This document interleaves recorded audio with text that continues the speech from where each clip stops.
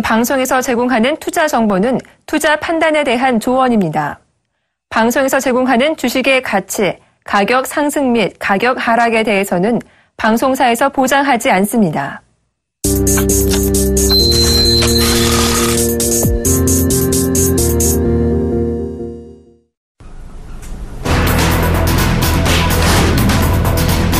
미국 노동부는 지난 4일 8월 비농업 부문 신규 취업자 수가 17만 3천 명 증가했다고 발표했습니다. 이는 전문가들의 예상치 22만 명에 크게 못 미치는 것은 물론 지난 5월 이후 최저 수준입니다. 이에 따라 3개월 평균 신규 취업자는 22만 1,000명으로 7월 25만 명에 비해 감소했습니다. 노동시장 참여율 역시 6월과 7월과 같은 62.6%로 약 38년 만에 최저 수준을 이어갔습니다. 지난 4일 미국 노동부는 8월 실업률이 5.1%로 지난달 5.3%보다 0.2%포인트 낮아졌다고 발표했습니다. 이는 시장 예상치인 5.2%보다 낮은 것으로 7년 4개월 만에 최저치입니다. 연방준비제도가 완전 고용으로 간주하는 5.0에서 5.2%에도 부합하는 수준입니다.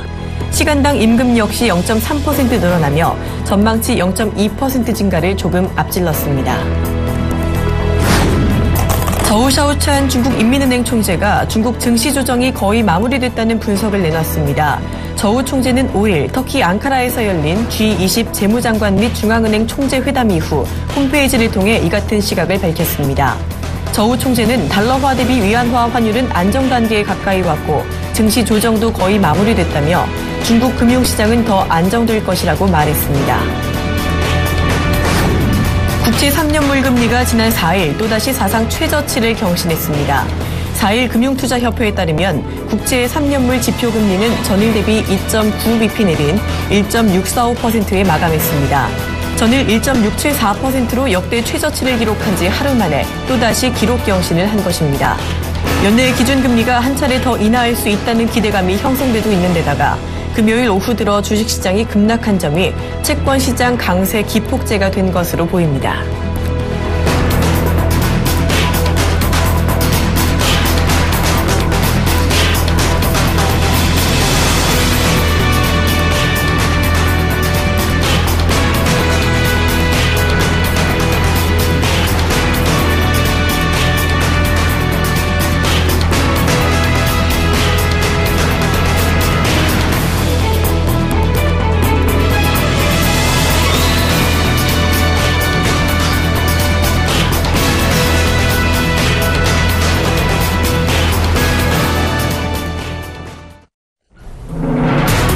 안녕하십니까. 출발 쟁취와이드의 박진영입니다. 자, 지난주 미국의 고용지표가 발표가 됐었죠. 이 신규 취업자 수는 예상치를 하회했지만 이 실업률 같은 경우는 완전 고용 수준으로 낮아지는 모습을 보이면서 엇갈린 결과가 발표가 됐습니다. 이게 미국의 9월 금리 인상 우려감이 커져가면서 지난주 금요일 세계 증시에는 이런 불안감이 전체적으로 반영됐던 것 같은데요. 지난 금요일 세계 증시 일제히 파란불을 켰던 것으로 보입니다. 자, 글로벌 마감 증시 상황 먼저 뉴욕 증시부터 알아보도록 하겠습니다. 자, 사실 미국의 고용지표가 엇갈리게 나타났기 때문에요. 9월의 금리 인상 우려감은 커졌다고도 볼 수 있고 줄어들었다고 볼 수도 있습니다. 하지만 이 시장에서는 9월의 금리 인상 가능성이 높아진 것으로 받아들인 것 같습니다. 자, 금요일 미국 3대 지수 모두 1% 넘게 하락하는 모습을 보였습니다. 다우지수는 1.66% 하락했고요. S&P 500 지수는 이 1.5% 마감했으며 이 나스닥도 1% 빠졌습니다. 이 금리 인상 우려감에 더해서 7일인 오늘은요. 이 미국 시장이 노동절을 맞아서 휴장을 하는데요. 이런 휴일을 앞두고 리스크를 줄이려는 투자 심리도 작용한 것으로 보이고 있습니다. 자, 미국보다도 유럽 시장은요. 금요일에 더 부진한 모습을 보였습니다. 유럽 증시 마감 상황 보시겠습니다. 전체적으로 모두 2% 넘게 빠졌는데요. 영국 증시 2.4% 하락했고요. 독일 닥스 지수는 2.7%, 프랑스 깍구 지수는 2.8% 하락하는 모습을 보였습니다. 자, 목요일에는 22의 양적 완화 지속 가능성에 힘입어서 좋은 모습을 보였던 미국 증시가요. 이 미국의 9월 금리 인상 우려감에 대해서는 미국보다도 더 크게 받아들인 것 같습니다. 자, 자, 이어서 유가 마감 상황 보시도록 하겠습니다. 유가도 시장을 따라 일제히 하락하는 모습을 보였습니다. WTI는 배럴당 1.5% 하락하면서 46달러를 기록했고요. 브렌트유 같은 경우에는 배럴당 2.1% 하락하면서 49.6달러를 기록을 했습니다. 이 주식시장 약세에 수요 부진 우려까지 겹치면서 이 유가에 영향을 준 것으로 풀이가 되고 있습니다. 자, 이어서 아시아 증시 상황 살펴보도록 하겠습니다. 자, 이 중국 증시는요, 전승절 휴일로 금요일까지 휴장이었고요. 오늘 오랜만에 재개장을 합니다. 일본 증시 보시면요, 금요일에 하락 마감했네요. 전일보다 2% 넘게 하락하면서 18,000선을 하회했습니다. 이 미국의 고용지표 발표를 앞두고 투자자들이 관망세를 보이기도 했고요. 이 엔화가 이틀 연속 강세를 보이면서 증시에 악재로 작용한 것으로 보이고 있습니다. 자, 이에 우리 증시도 금요일에 하락 마감을 했습니다. 이 양시장 모두 장 초반에는 소폭 오름세로 출발했지만요, 장중 낙폭을 키워가며 결국 하락 마감하는 모습 보였는데요. 코스피 같은 경우는 1.5% 넘게 하락하면서 1900선을 넘어 1890선까지 내줬습니다. 자, 코스닥은 무려 4%나 하락했는데요. 장중에 계속해서 하락을 하면서 650선에 턱걸이하는 모습을 보였습니다. 자, 그중에서도 이 코스닥 제약바이오 섹터가 크게 흔들렸는데요. 이날 지수 급락을 이끈 것은 기관의 매물 폭탄이었습니다. 이 코스피에서도 2,100억 원, 코스닥에서도 1,100억 원대를 순매도하는 모습을 보였습니다. 자, 이 같은 기관의 매도는요, 미국의 FOMC 회의가 이제 앞으로 다가오면서 미국의 금리 인상 가능성을 염두에 두고 이 리스크 관리에 들어갔다는 분석이 나오고 있습니다. 자, 이렇게 지난주 금요일 전체적으로 세계 증시가 부진했는데요. 미국은 오늘 휴장에 들어가고 중국은 오늘 오랜만에 재개장을 합니다. 자, 이번 주 역시 변동성이 큰 장이 예상이 되고 있는 모습인데요. 출발 증시 와이드 지금 시작합니다.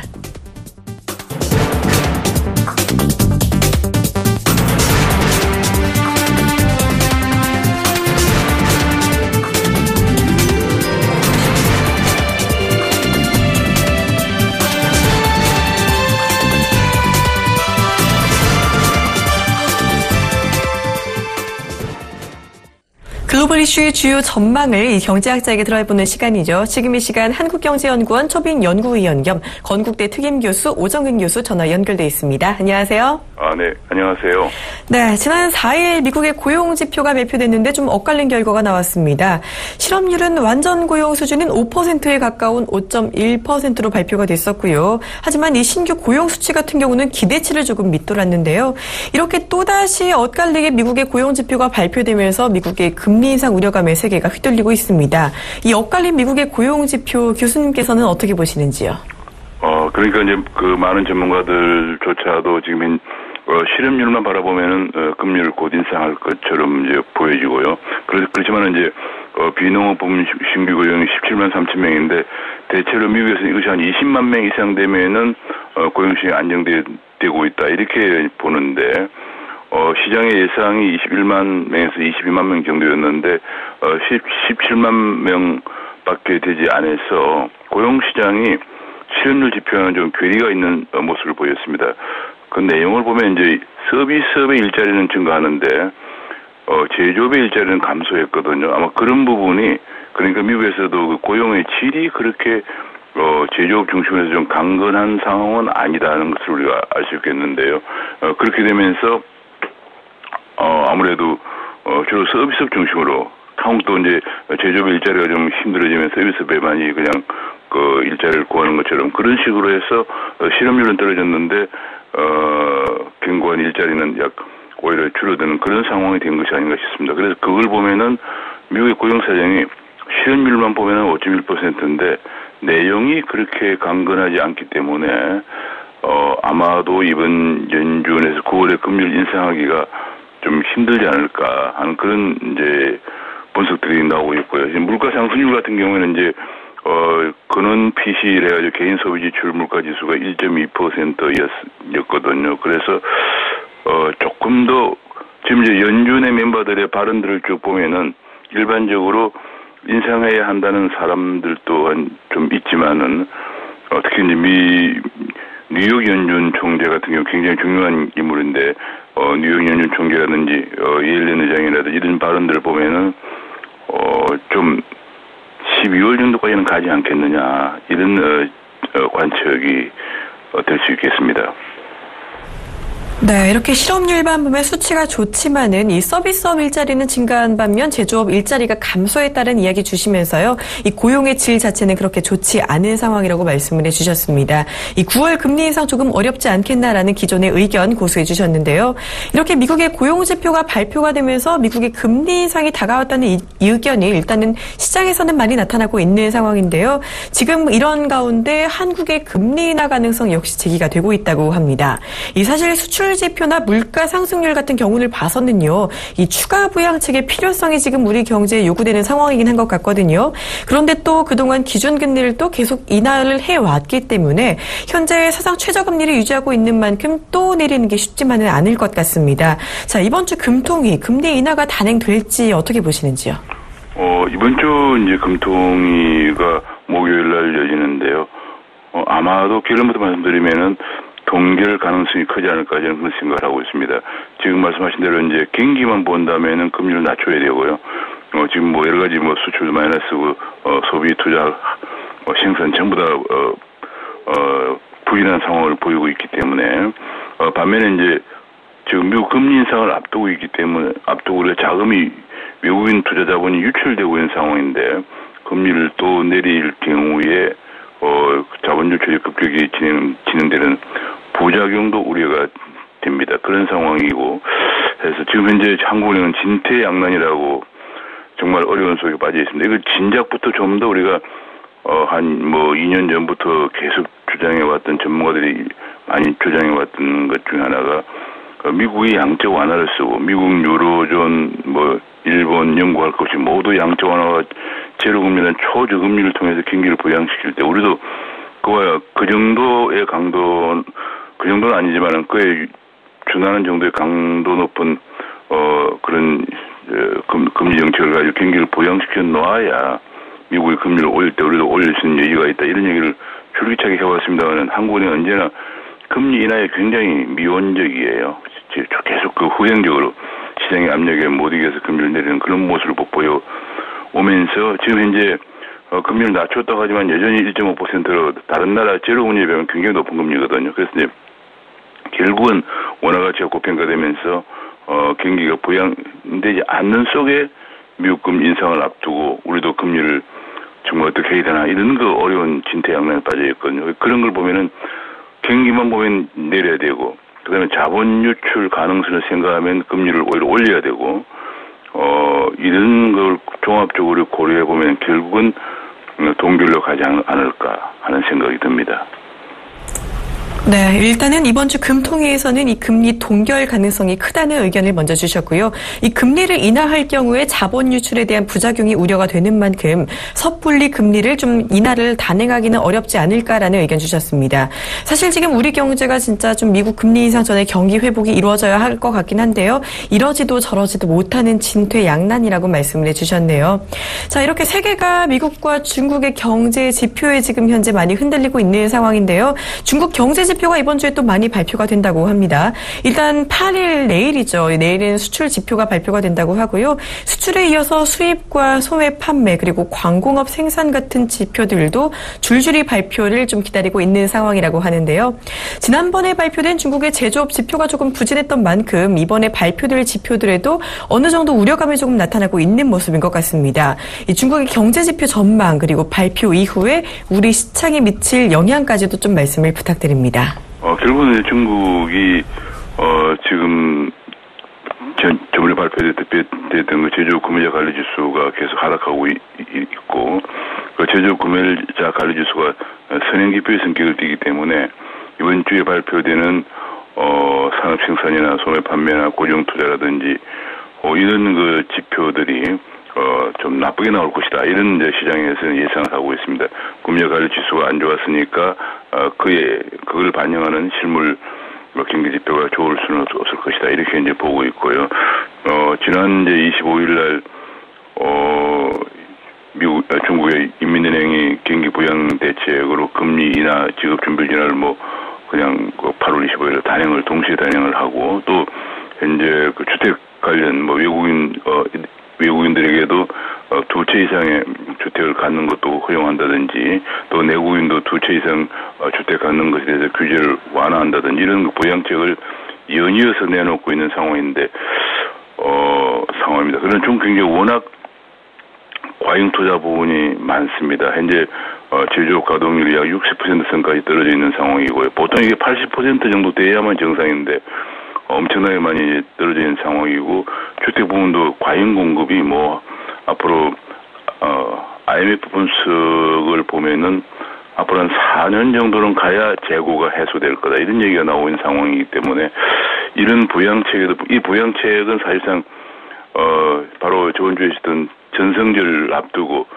더 이상 주가가 추락하지 않기 위해서 중국 정부가 굉장히 강력한 부양책을 내놓은 것이라고도 볼 수 있기 때문에, 이미 이제 전성기를 끝나고 나면 또다시 그런 부양책을 당장은 내놓기가 힘든 상황일 겁니다. 아마 그래서 중국 경제는 지표는 좀 더 떨어지지 않겠느냐, 이렇게 본다면은 주가도 그렇게 좋은 가능성은 적을 것이다, 이렇게 보여집니다. 다 연말 정도 가면서, 연말 지금 중국 정부 관변 연구소들은 결국은 위안화 평가절하를 더 할 것이다, 추가적으로 그런 얘기들이 나오고 있는 상황입니다. 네, 이렇게 당장 부양책을 중국이 내놓기도 힘든 상황에서 지표가 조금 부진하지 않을까라는 예상을 해주셨고요. 연말쯤에는 또 위안화의 추가 절하 가능성까지 예측을 해주셨습니다.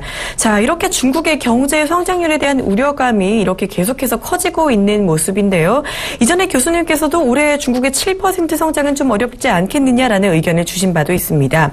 또 구조조정 없이 중국이 계속해서 부양책을 내놓는다고 해도 이 성장에는 좀 한계가 있지 않을까라는 말씀 까지 주셨는데요. 이 전문가들도 요즘 속속들이 중국의 경제 성장률 전망치를 낮추고 있는 모습입니다. 우리에게도 분명히 영향이 있을 때 좀 걱정인데요.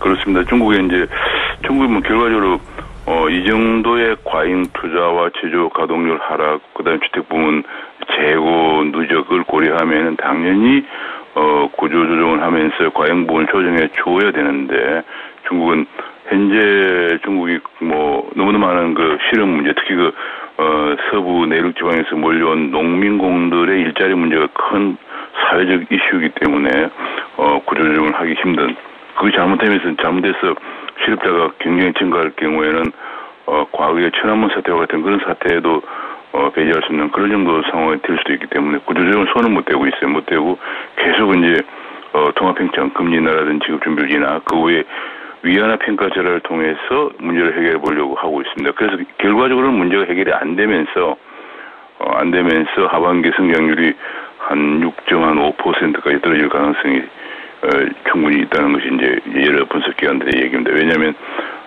상반기 7%이기 때문에 IMF가 얘기하는 연간 6.8이 되려면 하반기에 6.5거든요. 그래서 지금 일각에서는 하반기에 6.5보다도 더 어려울 가능성도 있다, 그런 얘기까지 나오고 있습니다. 그래서 이제 아까 말씀드린 것처럼 이걸 결국은 극복하기 위해서 중국이 하반기에 위안화를 지난번에 4.6% 절하했지만은 그보다 더 큰 폭으로 심지어는 한 8, 9%까지 더 추가적으로 절하할 가능성이 있다, 그런 얘기까지 나오고 있는데, 중국 경제 이만큼 굉장히 어렵고요. 그 결과는 대중 수출 연도가 25% 정도 차지하고 있고, 우리나라도 수출의 비중도 50.6%나 되기 때문에, 그럼 전반적으로 그 두 개만 고려해도 우리나라가 대중 의존도가 약 12.9%나 됩니다. 그래서 우리나라 경제가 타격을 받게 되고요.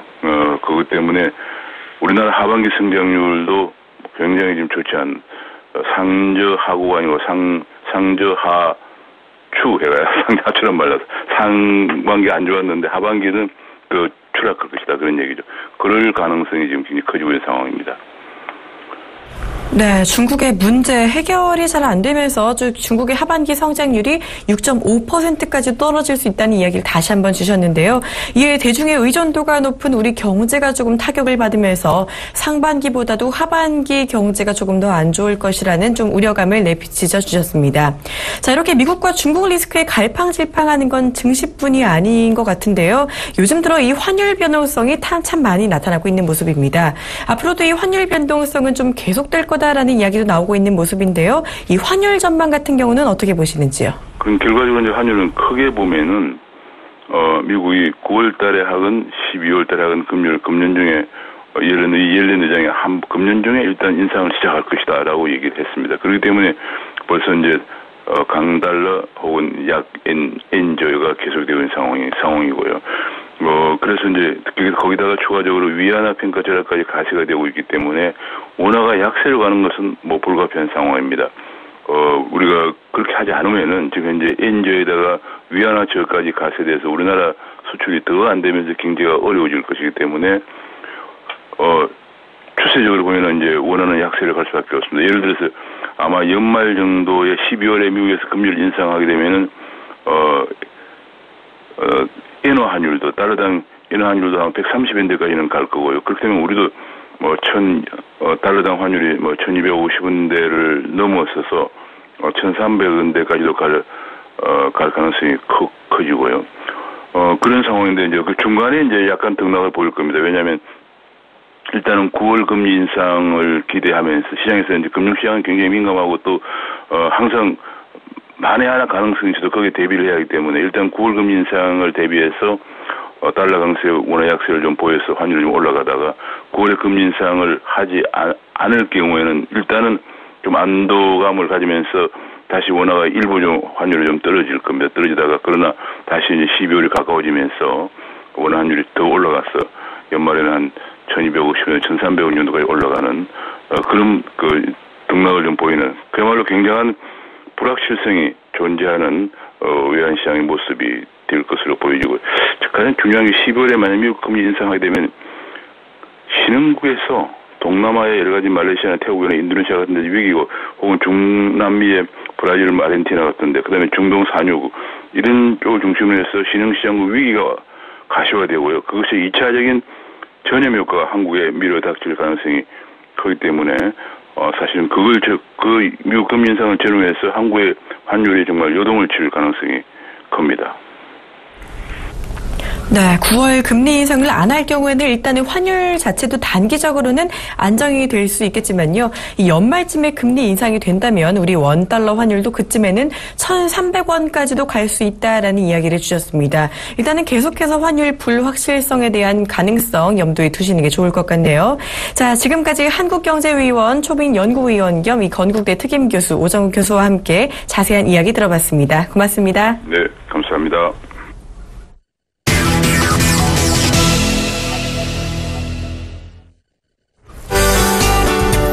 시청자 여러분 안녕하십니까. 신문 읽어준 남자 예병 멘토입니다. 주말 잘 보내셨습니까? 예, 이번 주말 이제 본격적으로 가을이 시작되는 것 같습니다. 날씨가 많이 선선했는데요. 여러분들 환절기입니다. 환절기에는 무엇보다 조심해야 될 게 건강이죠. 감기 조심하시고요. 여러분들 아무쪼록 주식은요. 결과적으로 이렇게 비정상적인 구간이 나타나다 보면 정상적으로 빠르게 회귀를 합니다. 주식은 조금 마음을 놓으시고 건강에 먼저 유념하시길 당부드리도록 하겠습니다. 예, 오늘도 국내 최대 경제일간지 서울경제신문과 외신 살펴보면서 얘기 이어가도록 하겠습니다. 죄송합니다. 오늘 아침부터 목 상태가 별로 좋지 않네요. 자, 외신에서 뽑아온 기사 먼저 좀 보도록 하겠습니다. 구글 온허브에 대한 얘기가 나오고 있습니다. 온허브 리뷰에 대한 얘기가 나오는데 사용 후기란 얘기입니다. 결과적으로 The Wi-Fi Router Gets a Brain 즉 뭐냐면 이 와이파이 라우터 공유기가요 브레인 지능까지 얻었다 이 얘기입니다. 지능을 갖췄다 이런 얘기. 지능을 갖췄다 이렇게 좀 해석하면 되겠죠. 자, 공유기 모양입니다. 온허브에 구글의 온허브의 공유기 모양인데 공유기 같이 안 생겼어요. 마치 뭐 스탠드처럼 생기기도 했고 그 다음에 지금 보면 무슨 스피커처럼 보이기도 합니다. 자, 이 공유기에 대한 새로운 해석들 그러니까 이런 것들을 이 기사에서는 주로 다루고 있는데요. 자, 여기에 주된 내용이 뭐냐면 무료 공유기, 무선 공유기 이런 것들의 한계점을 완벽히 극복했다. 이런 것들을 여러분들 좀 참고를 해보셨으면 좋겠습니다. 요새 최근에 보면 여러분들이 가입을 하잖아요. 인터넷 통신망 쪽에 가입을 하게 되면 무료 공유기 하나씩을 나눠줍니다. 그런데 그 무료 공유기도 마찬가지고 여러분들이 구입하시는 무선 공유기도 마찬가지고 그 공유기라는 한계점을 분명히 가지고 있죠. 그런데 이 온허브 같은 경우에는 즉 사용자 유저 인터페이스가 유저가 어떤 인터페이스를 좀 즐겨 쓰느냐에 따라서 그러니까 뭘 즐겨 쓰느냐, 노트북을 즐겨 쓰느냐, PC를 즐겨 쓰느냐, 그리고 어플리케이션을 자주 검색하느냐, 아니면 본인의 어떤 문서 작업이나 이런 것들을 전송하고 전송받고 하는 것을 자주 하느냐, 즉 이것을 기억하고 있다가 어디에서 기억하고 있습니까? 클라우드 컴퓨터, 즉 클라우드 컴퓨터에 기억하고 있다가 이 사용자의 가장 적절한 환경에 분배를 해줍니다. 그래서 가장 빠른 쪽은 사용자가 가장 많이 사용하는 쪽으로 먼저 들어가죠. 먼저 접속한 쪽입니다만 지금은요, 앞으로 한번 시대를 보세요. 컴퓨터 켰는데 뭐 다른 게 접속할 게 뭐 있어라고 생각하실지 모르겠지만 컴퓨터를 켜기 전에 이미 여러분들 스마트폰에 이 와이파이가 접속이 되어 있습니다. 스마트폰으로 해서 이 와이파이는 이미 접속이 되어 있는 상황이고, 여러분들이 만약에 구글 글라스를 끼시게 된다면, 즉 증강현실 VR에 구글 글라스를 안경을 착용하고 계시면 그것도 여기에 지금 접속이 되어 있을 겁니다. 그리고 가족 모두 스마트폰 접속되어 있겠죠. 그 다음에 여러분들이 집에, 즉 만물 인터넷이잖아요. 사물 인터넷의 개념, 즉 탈젠 냉장고도 접속이 되어 있을 거고, 탈젠 세탁기도 접속이 되어 있을 거고, 보일러도 접속이 되어 있을 거고, 다 접속이 되어 있는 거예요. 이 와이파이 쪽으로 다 접속이 되어 있습니다. 심지어 최근에 여러분들 사용하고 계시는 바로 이제 프린터기죠. 그 프린터기도 와이파이 접속을 해서 네트워크를 공유하게 되어 있습니다. 그래서 어느 컴퓨터에서나 프린터를 뽑을 수 있도록, 즉 선으로 연결하지 않아도 뽑을 수 있도록 이 와이파이가 이 블루투스 시스템, 즉 이런 부분들을 통해서 저전력 시스템을 통해서 들어오고 있다는 사실을 이 온허브가 더욱더 발전시켜주는 그런 역할을 합니다. 여기서 그럼 우리가 느껴야 될 것은 뭘까요? 자, 우리가 느껴야 될 것, 여기서 분명하게 느껴야 될 것은 클라우드와 접목된 신기술의 집약체다. 요 얘기가 기사에 나오는데요. 그러다 보니까 우리가 느껴야 될 것은 스마트 기기, 그리고 클라우드 시장의 성장성을 주목해 보셔야 된다. 이 얘기 드리도록 하겠습니다. 클라우드에서 딱 두 종목을 말씀드렸었는데요. 한 종목은 좀 크게 갔고요. 한 종목은 아직까지 조금 지지부진한 상황입니다. 크게 간 종목을 말씀드리자면, 여러분들 아실 거예요. 더전 비전이라는 회사입니다. 12,000원대 말씀을 드렸었는데 지금 22,000원, 그 부분까지 올라갔죠. 그 부분 참고를 해보셨으면 좋겠습니다. 그래서 클라우드 시스템은 여전히 지속 성장세에 있다. 그런데 안 올라간 종목이 있어요. 방송용 클라우드 시스템 쪽이죠. 이 종목들은 반드시 주목을 받을 수밖에 없습니다. 왜냐하면 클라우드 산업이 이렇게 발전을 하는 것은 결국은 방송용 시스템, 디지털 방송과 결부되어서 바로 여러분들의 지갑, 여러분들의 주머니를 쉽게 열게 만드는 척경임을 그들도, 즉 대기업들도 잘 알고 있기 때문에 그러합니다. 그래서 그 점 참고해 보신다면 여전히 미래 산업인 이 클라우드 산업, 그리고 스마트 기기 산업 쪽에 눈길을 확 돌리고 계시는 것이 맞을 것 같습니다.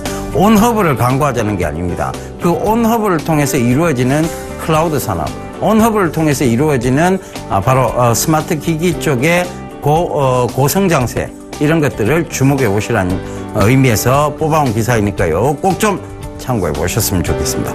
자, 다음 국내 최대의 경제일간지 서울경제신문이죠. 자, 살펴보도록 하겠습니다. 자, 바로 기사 볼게요. 중국이 드디어 이제 우리 미래 먹거리 산업인 스마트카, 스마트홈 이 부분에서도 약진을 보이고 있다는 기사가 등장합니다. 중국 참 무섭습니다. 빠르게 치고 올라옵니다. 그죠? 그래서 이런 부분들이 결국은 이 스마트차, 스마트홈 이런 쪽에서 산업적 침해가 또 이루어질 수 있다. 이렇게 좀 참고를 해보셔야 될 것 같아요. IFA, 즉 지금 이 가전 박람회죠. 여기서 보여지는 2015년도 IFA에서 보여지는 중국 IT의 힘, 놀라운 힘이다. 그래서 태블릿 PC로 바뀌는 주방 테이블, 요 기사가 나오고 있고요. 내부 들여다볼 수 있는 냉장고, 모방을 벗고 독창적 제품 속속 선보여서 고화질 TV, 가전 경쟁력도 커졌다. 중국이 놀라운 속도로 산업의 발전 속도를 높여가고 있다. 이렇게 보시면 되겠습니다. 자, 스마트카 아직은 그들이 침범하지 못하는 영역이 있습니다. 물론 이 완성품 쪽에서, 즉 완성차 쪽에서는 침해가 있을 수 있습니다. 그러니까 바로 스마트 차도 그렇고 스마트 홈도 그렇고 완성품 쪽에서는 침해가 있을 수 있죠. 그런데 부품은 오히려 득이 된다고 봐야 될 것 같습니다.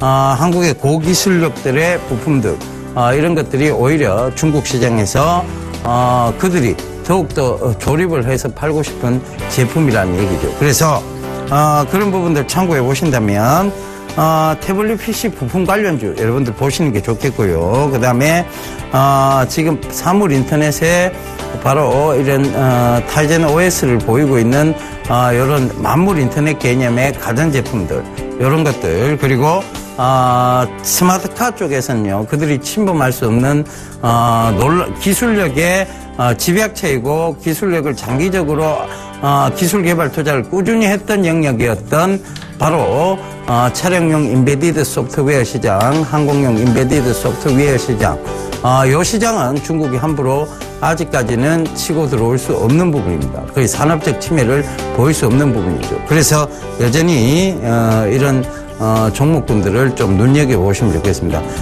산업적으로 저희가 침해 들어올 수 없으면요 결국은 이런 산업들을 키우기 위해서는 외국의 어떤 기업들을 M&A 하거나, 안 그러면 외국 기업을 이제 외국 기업의 기술력을 도입하거나, 아니면 그 기술력들을 사거나, 이런 방법밖에 없다는 것도 참고해 보신다면 결과적으로 그들이 노리고 있는 것은 스마트카, 스마트홈조차의 미래 먹거리 시장까지 노리고 있다는 점. 그렇다면 우리가 준비해야 될 것은 여기서 완성품 쪽의 스마트차, 완성품 쪽의 스마트홈 시스템을 보자는 의미가 아니고 그와 관련된 기술력이 바탕이 된 바로 저평가주들, 그리고 중국이 절대 침해할 수 없는 정도의 높은 진입 장벽을 가지고 있는 회사들을 위주로 담아가시면 된다는 것이죠. 그런 것들은 대다수 코스피 쪽이 아닌 코스닥 쪽의 밴드 업체들 중에서 많이 있다는 것도 참고를 해 보셨으면 좋겠습니다. 자, 그 전에 기사 하나 또 살펴보고 가도록 할게요. G20 글로벌 경제 위기엔 공감하는데 구속력이 없어 대책 실효성 의문. 이들이 모이긴 모여요. 근데 늘 이제 구속력이 없다 보니까 실효성에 대한 의문을 계속 가지게 되는 거죠. 그런데 어찌됐든 재무장관 회의, G20 재무장관 회의에서 나왔던 내용들은요, 그들 각자 자국으로 돌아갔을 때 신경을 전혀 배제할 수는 없는 부분입니다. 그래서 이런 G20 회의 이런 것들이 왜 중요하게 봐야 되고, 우리가 왜 이쪽에서 나온 얘기들을 앞으로 미래 산업 쪽으로 조금 잡아가야 되냐면, 정부의 정책을 무시할 수는 없습니다. 그 정책이 결국은 새로운 산업들을 만들어내는 것이고 새로운 산업들을 지원하는 것이죠. 그래서 그 부분 참고해 보셨으면 좋겠는데, 여기도 나옵니다. G20 재무장관 중앙은행 총재회의 공동선언문에 대한 얘기가 나오는데요. 요거 좀 확대해서 볼게요. 자, 경쟁적인 평가자라 자재 및 모든 형태 보호 주의 반대. 이것은 뭐냐면 환율에 대한 얘기입니다. 일부 선진국 긴축 통화정책 가능성이 높아지고 있다. 이것도 역시 환율에 관계된 얘기죠. 주요 통화정책 소통, 내년 초까지 IMF 글로벌 금융안전망 종합점검. 자, 성장, 일자리 창출 위한 구조개혁, 뭐 이런 얘기들. 일자리 창출, 요거 지금 최근에 많이 갔었죠, 그죠? 인프라 확대 등 투자 확대를 최우선 과제, 금융시장, 시스템 리스크 철저 대응, 뭐 이런 얘기들 합니다. 근데 여기서 제일 맨 마지막을 봐야 될 거예요. 12월 UN 기후변화협약의 당사국 총회에서 합의 도출을 노리겠다. 즉, 환경 문제는 계속해서 불거지고 있다는 얘기죠. 그래서 환경 관련주들도 여전히 지속적인 장기 성장세, 즉 미래 산업에 들어가 있다는 것도 여러분들 꼭 좀 참고해 보셨으면 좋겠습니다. 자, 다음 기사 바로 볼게요. 자, 중국이 드디어 중국 알리바바도 페이 전쟁에 뛰어든다. 자, 알리페이 상표 국내 출원, 국내 진출했다. 이런 얘기가 들립니다. 결국은 이제 중국의 온라인 쇼핑몰까지 우리나라로 들어와서 이 알리페이 전자결제를 통해서 간편 절제 견제 시스템을 통해서 돈을 벌어가겠다고 합니다. 자, 알리페이의 최대 수혜주가 있죠. 제가 말씀드렸습니다. 한국정보통신, 하이셀, 이런 것들이 최대 수혜주다. 금요일 날 장이 그렇게 좋지 않았음에도 불구하고 하이셀은 좀 급등세가 나오는 모습이었습니다. 그러니까 결과적으로 앞으로 미래 산업이고 그들이 노리고 있는 산업들은 이렇게 시장과도 좀 무관하게 올라올 수 있다는 점도 참고해 보신다면 미래 산업 쪽에 여러분들이 몸을 그러니까 일단 주식 투자를 하고 계셔야 됩니다. 그래서 여전히 한국정보통신, 한국전자인증, 한국정보인증 이런 세 가지 한국을 앞에 끼고 있는 한국이라는 접두사를 끼고 있는 이런 종목들을 좀 유념해 보셨으면 좋겠고요. 거기에 추가적으로 보신다면 조금 실적은 불확실한 종목이나 하이셀까지 가담이 되어 있다는 것도 꼭 좀 참고를 해보셨으면 좋겠습니다. 알리페이의 가장 큰 수혜주죠. 요 종목들입니다. 그러니까 그 점 꼭 좀 참고해 보십시오. 자, 그 다음 기사입니다. CJ 제4이통 불참 유력. 자, 이것이 CJ 헬로비전도 부정적 입장을 가지고 있고 시장포에 자금 회수 불확실하다. 너무 경쟁 업체가 많다. 치킨 게임이 있을 것인데 왜 우리까지 뛰어들어서 자금 회수의 불확실성, 즉 기업의 불확실성을 높여가느냐에 대한 얘기입니다. 자, 이건 쌍수 들고 환영해야 될 일이죠. 이제 제대로 정신 차렸다는 얘기입니다. 그래서 CJ 헬로비전이라든가 이런 종목, 이런 회사들도 부정적 입장을 보였고, 여기에 만약, 투여될 돈들이 이제, 이제 이걸 안 하게 된다면, 제4이동 통신을 불참하게 된다면, 투여될 돈에 대한 부분들이 우려가 줄어들기 시작합니다. 그래서 저는 이건 CJ그룹주의 호재라고 보고 있으니까요.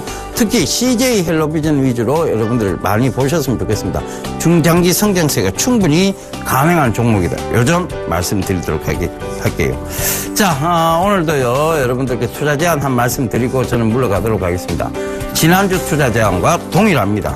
시장 건전성, 불확실성이 동시에 존재하는데 이게 언제까지냐? 바로 이번 달 중순인 15일 정도까지죠.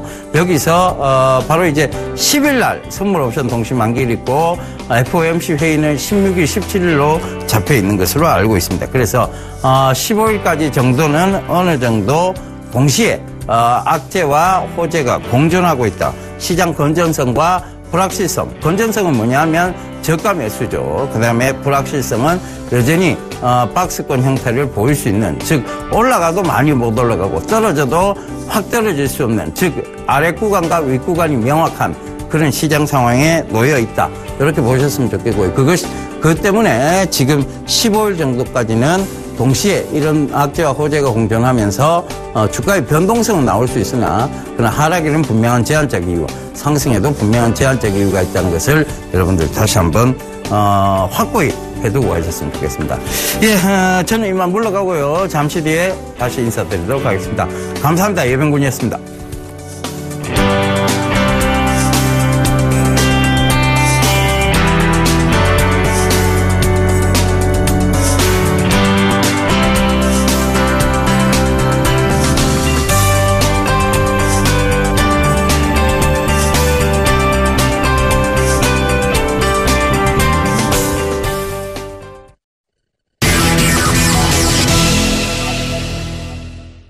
본 방송에서 제공하는 투자 정보는 투자 판단에 대한 조언입니다. 해당 주식의 가치나 수익률에 대해서는 보장하지 않습니다. 자, 이어서 국내 시황의 대가와 함께 시장 전략 알아보는 시간이죠. 오늘은 아데나 투자자문 신송용 대표와 함께 이야기 나눠보도록 하겠습니다. 안녕하세요. 네, 안녕하십니까. 네, 지난주 금요일 국내 시장 상당히 안 좋았습니다. 양시장 모두 출발은 좋았는데 이 장중에 낙폭을 계속해서 키워가면서 코스피는 1.5%, 코스닥은 4%나 넘게 하락을 했었는데요.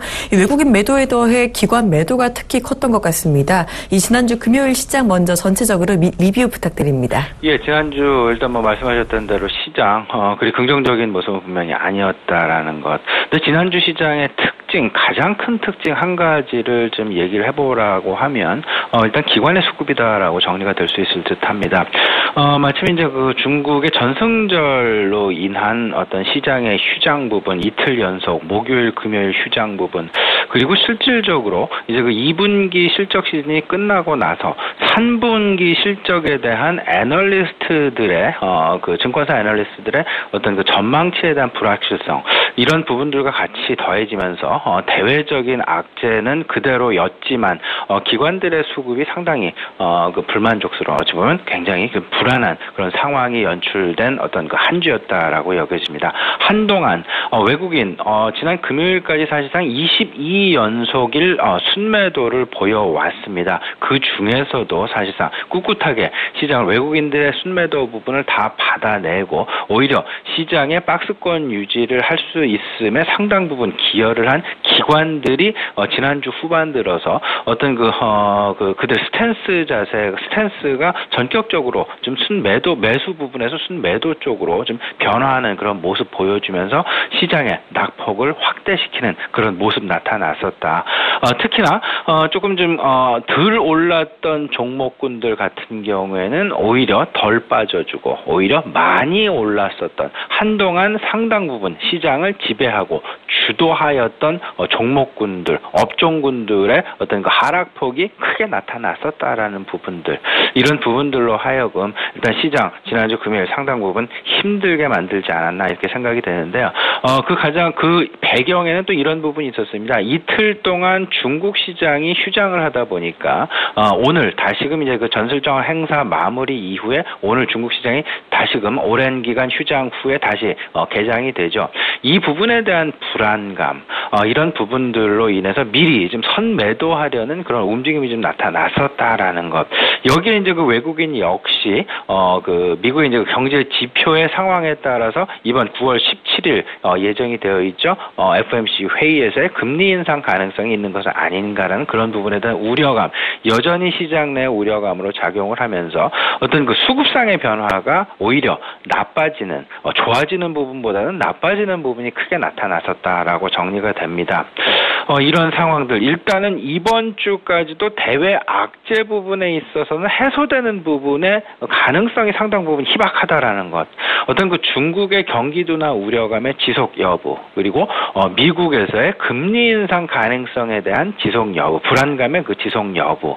일단은 다음 주 정도까지는 계속될 가능성이 분명히 있겠다 이렇게 지금 생각이 되고요. 이에 따라서 이번 주도 이제 우리 시장 내에는 그 이벤트가 되기를 하고 있죠. 목요일에는 선물 옵션 쿼드러플 동시 만기가 지금 예정이 되어 있고요.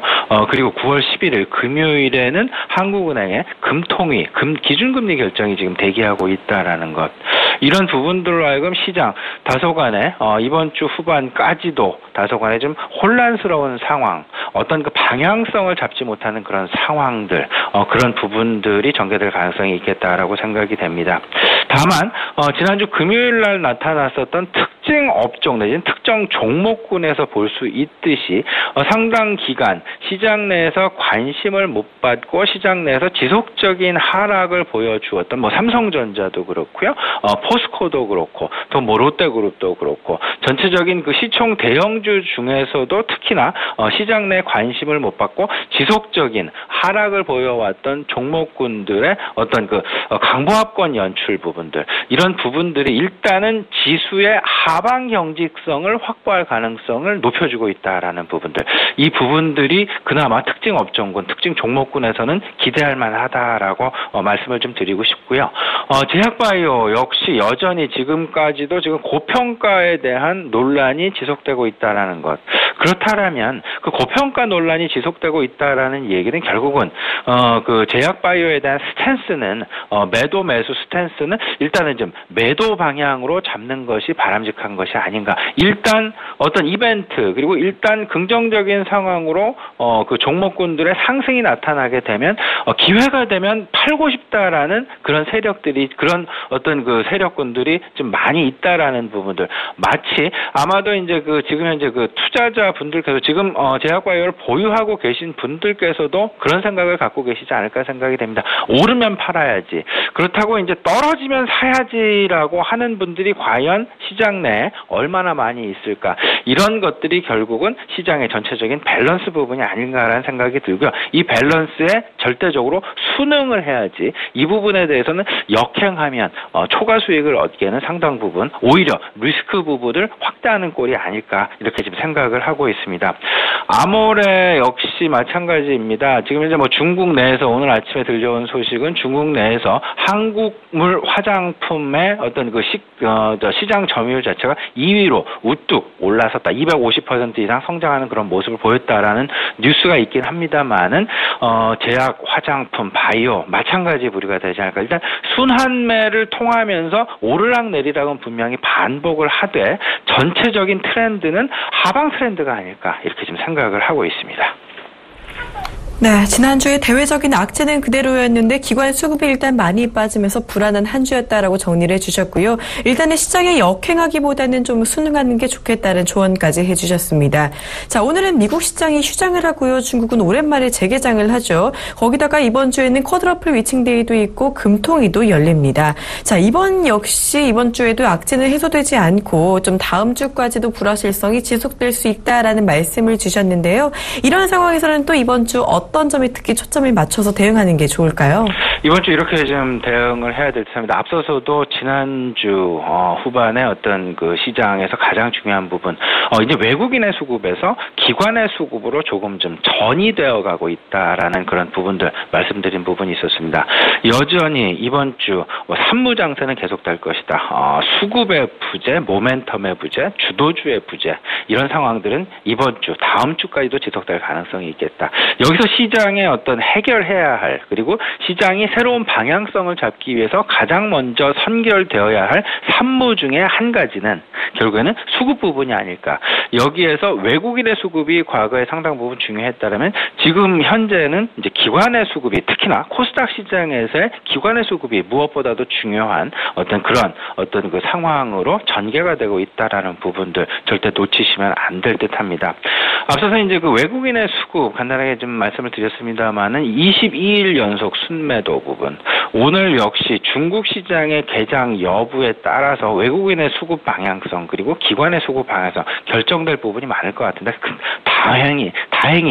다행스러운 부분은 외국인들 같은 경우는 일단은 매도세가 과거와는 달리 조금은 좀 수그러 들어가고 있다라는 그런 부분들, 오히려 지금 선물과 현물 만기가 되는 이번 목요일을 정점으로 해서 이 개선의 여지도 지금 기대해 볼 수 있다라는 부분들 말씀을 좀 드려보겠습니다. 무슨 말씀이냐면요, 지금 이제 선물과 현물 시장의 백워데이션 상황이 지금 진행이 되고 있습니다. 말 그대로 현물 가격의 상황이 선물 가격이 현물 가격보다 높게 형성되어 있다라는 그런 얘기가 되겠는데요. 이런 부분들 결국에는 추후에 오히려 선물이 현물을 이끌고 갈 수 있는 그런 상황을 연출할 수도 있다라는 부분들, 바닥에 대한 어떤 가능성, 지금 현재가 바닥권일 가능성이 높다라는 부분에 대한 어떤 그 가능성을 상당 부분 신빙성 있게 만들어주는 그런 어떤 그 선물과 현물 간의 수급 관계가 아닐까 이렇게 좀 말씀을 좀 드려보겠습니다. 이번 주 말씀하셨던 대로 한해의 금통이 예정되어 있고요. 그 다음에 쿼드러플 옵션 지금 예정이 되어 있습니다.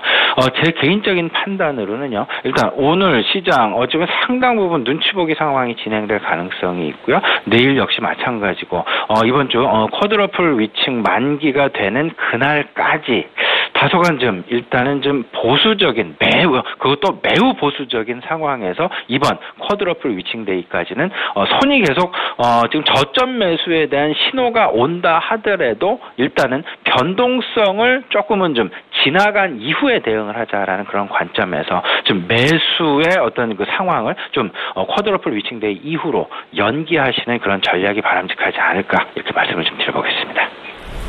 네, 이번 주에도 수급과 모멘텀, 주도주가 없는 산무 장세를 예상해 주셨는데요. 이 외국인 수급에서 기관 수급 부진까지 좀 전이가 되고 있는 상황에서 이번 주 관건은 무엇보다도 기관 수급의 개선 여부다라고 해 주셨습니다. 자, 무엇보다도 이 변동성이 지나간 이후, 그러니까 일단 목요일 이후 조금 매수 포지션을 잡아가시는 게 좋겠다는 이야기 주셨는데요. 그렇다면 오늘 같은 장에서는 좀 어떤 전략 가져가야 하는지까지 궁금합니다. 예, 이렇게 좀 보셔야 되겠죠. 특히나 이제 그 기관의 우리 시청자 여러분들께서 아무래도 대형주에 대한 관심보다는 중소형주에 대한 관심이 조금 더 높지 높지 않을까 이렇게 좀 생각을 하고 있습니다. 지금 현재 중소형주의 변동성 지난 금요일 시장만 하더라도 코스피 시장의 변동성은 한 1.5%. 하지만 이제 그 코스닥 시장의 하락은 4%가 넘는 급락의 상황을 연출했었다라는 점. 그 가장 중심에 있었던 원인 내지는 배경은 결국은 기관의 수급 악화라는 것.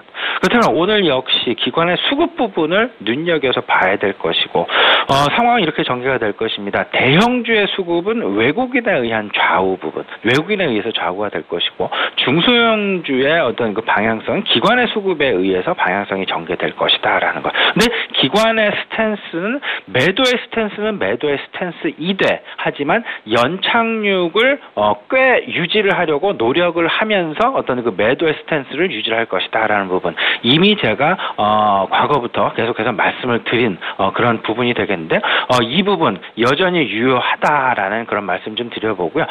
상당 부분 오히려 이제 그 오름과 내림을 반복하는 그런 상황 속에서 오름의 폭보다는 내림의 폭이 더 커지면서 방향성을 하방으로 잡아서 갈 가능성이 높습니다. 이 부분이 원활하게 이루어진다라면 시장에 무리를 주지 않고 이루어진다라고 하면 이 부분은 결국은 연착륙의 가능성이 높아진다라는 것일 거고요. 기관이 지금 오히려 생각하고 있는 부분은 연착륙에 대한 생각을 하면서 전체적인 큰 그림에서는 상대적으로 지수 방어의 하방 경직성을 유지할 수 있는 오히려 그 대형주 그리고 시총 대형주에 대한 좀 튜닝 내지는 그 트리밍이 지금 전개될 가능성이 크다라는 부분들 이런 부분들을 좀 생각을 하실 필요가 있어 보입니다.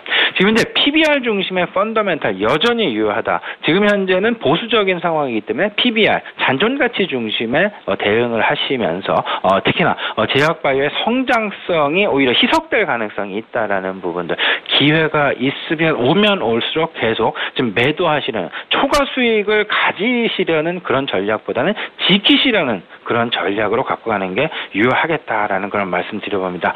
마지막으로 이제 그 오늘 시장 같은 경우에 변동성 10시 반 전후에서 사실상 시장의 어떤 그 움직임 어느 누구도 사실상 예측할 수 없는 그런 상황들 중국 시장의 방향성의 동조화가 일어날 가능성이 높아 보이는데요.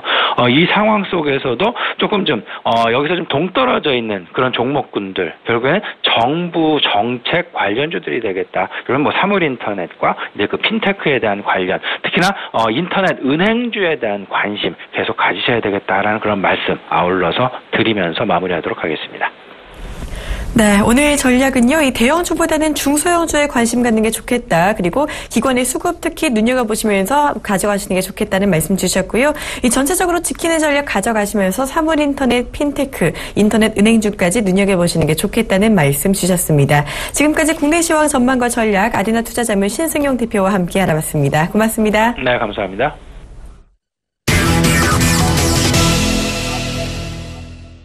이드코의 상한가 팩토리 시즌2 시간입니다. 오늘도 여의도에 계시는 샘플러스 이드코 멘토 함께합니다. 안녕하세요. 반갑습니다. 네, 지난주 금요일 시장이 조금 주춤했습니다. 지난 한 주간 조금 회복을 하나 싶더니 기관이 크게 매도하면서 다시 빠지는 모습을 보였는데요. 이번 주도 시장의 변동성 우려감 커지고 있는 가운데 시장 포인트와 종목 이야기까지 부탁드립니다. 글쎄요, 일단 지난주 금요일 같은 시장 상당히 좀 낙폭이 컸었던 그런 우리 시장의 좀 모습이었죠. 코스피 지수 일단은 지난주 초반부터 주 후반에는 하락의 클라이막스적인 부분들 나올 수 있다라고 좀 말씀드리면서 21선에 대한 하방 압력 그러니까 지수가 지난주부터 말씀드렸던 것이 단기적으로 주가든 지수든 바닥권에서 올라온 상황에서는 1차적으로 저항우벽으로 부딪힐 수 있는 이평선들이 11선과 21선이다라고 좀 말씀드리면서 현재 5일선이 이탈된 상황에서 5일선 회복이 단기적으로 중요하다라고 좀 말씀 좀 드렸었죠. 그래서 이제 결국 이제 지수는 박스권으로 좀 들어가는 과정이기 때문에 이번에 한번 외바닥으로 다지고 올라왔던 그런 부분들 코스피 지수 1800포인트를 기준으로 설정해본다면 1990포인트에서 2000포인트까지는 일단은 열려있는 그런 구간이다라고 말씀 좀 드렸었는데 자 일단 그에 대한 부분들이 중점이 된 것이 전저점에 대한 지지가 중요하다라고 좀 말씀 좀 드렸습니다. 외바닥일 것인지 쌍바닥인 것과 외바닥인 것과 쌍바닥인 것과 결국에는 이제 박스권 안에서의 에너지를 응집하는 패턴, 그리고 현재 21선의 압력을 지금 받고 있는 그런 상황이기 때문에 이에 대한 매물을 소화하면서 끌어내리는 그런 하방에 대한 경직성을 상당히 좀 강하게 바닥권에서 다져줘야 한다라고 말씀 좀 드렸기 때문에 이번에 조정적인 부분들은 당연한 어떤 그런 수순이다라고 좀 말씀 좀 드렸습니다. 그래서 일단은 이 1800에 대한 지수 바닥적인 부분들이 강하게 지지하는 그런 작용이 나와야 된다라고 좀 생각하고 있기 때문에 5일선에 대한 안착 여부부터 중국장 출발한 이후에 자, 오늘은 이제 갭 하락 출발이 좀 예상이 되고 있지만은 중국장 출발한 이후에 이 갭을 빠르게 메우는지에 대한 여부 확인하면서 5일선에 대한 안착 여부 지속적으로 확인하시는 게 좋을 것 같고요. 자, 그런 의미에서 이제 증권주와 삼성전자를 좀 지속적으로 좀 말씀 좀 드리면서 지속적으로 지수 확인하자라고 좀 말씀 좀 드렸었죠. 자, 먼저 증권주 한번 보도록 하겠습니다. 사실 이제 증권주 지난주에 지수가 1900포인트를 지수가 이탈했다는 거는 거꾸로 이야기하면 다시 한번 바닥을 깰 수도 있다는 가능성적인 부분들이 되겠는데, 사실 이 1900포인트를 이탈하면서 금요일에 지수 같은 경우는 1.5% 정도 급락이 나왔음에도 불구하고 증권주 중에서 대장주라고 할 수 있는 대우증권 같은 경우에는 1%밖에 하락을 안 하는 어떤 그런 모습들. 자, 결국 대우증권뿐만이 아니라 삼성증권이라든지 HMC 투자증권이라든지 현대증권 이런 종목군들도 결국 지수 급락에도 불구하고 약보합권에서 마무리됐다라는 부분들은 우리가 초반권에서의 지수 하락적인 부분들에 있어서 다시 한번 전저점을 이탈하지 않고 유지할 수 있는 가능성에 대해서 이제 한번 생각을 좀 해봐야 되는 문제인 것 같고요. 자, 다음은 이제 삼성전자 한번 보도록 하겠습니다. 자, 삼성전자. 지난번에도 이제 계속적으로 좀 말씀 좀 드렸던 것이 100만 원대는 이탈하지 않을 것으로 좀 판단이 되는 만큼 결국 이제 120만 원대까지 반등적인 측면들 그리고 박스권적인 측면들 계속 말씀 좀 드리면서 결국 이제 그에 대한 재료적인 부분들 11월 달에 시작되는 미국의 소비 시즌 블랙 프라이데이 그리고 12월 크리스마스까지 3개월 전부터인 현재 구간부터는 그에 대한 부분들이 주가의 바닥권을 다질 수 있는 그런 어떤 재료적인 부분들로 해석될 가능성이 높고 이미 고가 대비 50% 이상 하락이 좀 나온 어떤 그런 상황이기 때문에 삼성전자도 그렇지만 IT 부품주들 뭐 KH 바테리라든지 파트론 이런 종목군들도 함께 대장주와 부대장주격의 종목군들 말씀드렸던 그런 부분이었는데 글쎄요 결국 이제 현재 시장은 이런 것 같아요. 작년에 이제 뭐 코스닥 랠리가 좀 나와줌으로 인해서 초보 투자자분들 개인들이 지금 1,000만 원으로 예를 들어서 1,000만 원을 주식을 해서 2,000만 원까지 벌어보고 이제 돈맛을 좀 보니까 결국에 투자 자금을 1억으로 늘린다는 겁니다. 금리 싸지 뭐 대출 쉽게 나오지 않으니까 대출 받고 신용 쓰고 올라가는 종목들 쓸어 담았다가 지금 결국에는 이 지경으로 결국 대출 받고 뭐하고 한 개인들에 대해서 처음엔 수익이 났더라고. 결국에는 돈 번 사람이 아마 10%도 안 될 거라는 겁니다. 그러면 결국에는 제로섬 게임이냐 돈 앵꼬날 때까지 손실 나면 계속 메꾸고 해서 또 투자 자금이 좀 늘어나게 되는 결국에는 이번 시장의 게임은 그러한 무지에서 투자하는 개인들을 돈을 빼앗고 지치게 만들어서 피눈물 날 때까지 죽이는 장이라는 겁니다.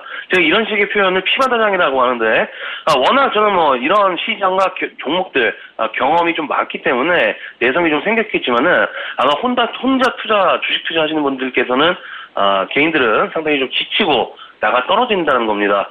그래서 결국 우리 상한가 팩토리 시간에도 지속 종목 추천해드리고 매일매일 종목 주고 할 수 있는 그런 부분이 되겠지만은 여러분들에게 한 종목 해결되면 다른 종목도 추천해드리고 결국 이제 저는 이제 4종목, 5종목 이상 매수를 좀 안 하는 그런 부분이기 때문에 자 그런 의미에서 여러분들께서 이런 급변동 시장에서 여러 종목 매수하지 마시라고 좀 추천을 좀 안 드리는 부분이고 자 지속 이제 단기성으로 보시더라도 제가 생각했을 적에는 아마 쉽게 종목들 대응하지 못할 것으로 판단이 되는 그런 부분이기 때문에 지속적으로 좀 말씀 좀 드렸던 겁니다.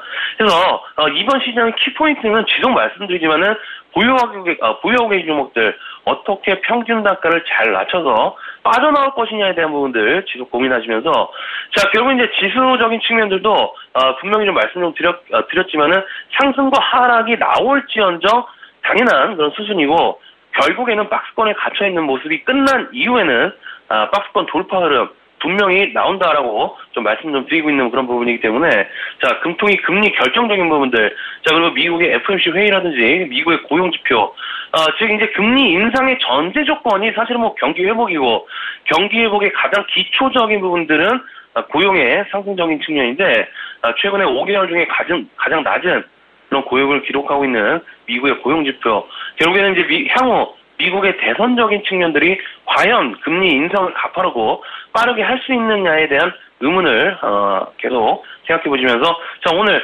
중국장 출발 이후에 전약 후 강이 나오는지 한번 체크해 보시면서 이번 한 주도 잘 버티시기를 바라겠습니다.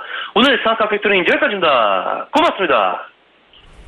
네, 일단 오늘 시장 개파락 출발을 예상해 주셨지만요. 이 중국장 이후 좀 갭을 메우면서 5일선 안착하는지 여부 봐야겠다고 하셨고요. 이 급변동 시장에서 여러 종목을 보시기보다는 적은 종목을 조금 집중해서 대응하시는 게 좋겠다고 하시면서요. 보유 종목의 평균 단가를 낮추는 전략 계속해서 말씀을 해주셨습니다. 지금까지 샘플러스 이드코 멘토와 함께 시장과 종목 이야기까지 알아봤습니다. 자, 출발 증시와이드 1부는 여기서 마무리하고요. 저는 잠시 후 2부로 돌아오도록 하겠습니다. 고맙습니다.